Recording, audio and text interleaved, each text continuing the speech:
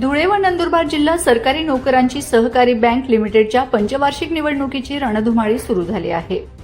या निवडणुकीत लोकमान्य पॅनलकडून अधिकृत उमेदवार निवडणूक रिंगणात उतरले असून पॅनलच्या माध्यमातून बँकेच्या सर्वांगीण प्रगतीचा आणि विकासाचा मुद्दा मतदारांसमोर मांडण्यात आलाय।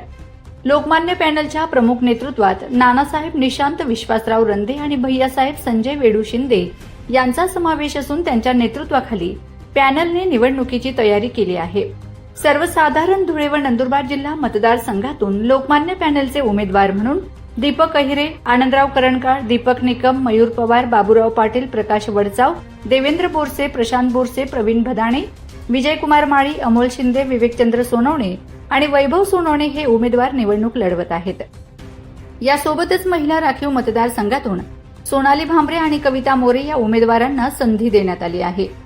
तर सर्वसाधारण नंदुरबार जिल्हा मतदारसंघातून भूपेंद्र बाविस्कर हे लोकमान्य पॅनलकडून निवडणूक रिंगणात आहेत। लोकमान्य पॅनलकडून मतदारांना आवाहन करण्यात आले आहे की बँकेच्या सर्वांगीण प्रगतीसाठी आणि विकासासाठी पॅनलच्या सर्व उमेदवारांना ऑटो रिक्षा या निवडणूक चिन्हासमोरील बटन दाबून प्रचंड मतांनी विजयी करावे। दरम्यान रविवारी 30 ऑगस्ट 2026 रोजी सकाळी 8 ते सायंकाळी 5 वाजेपर्यंत मतदान होणार आहे।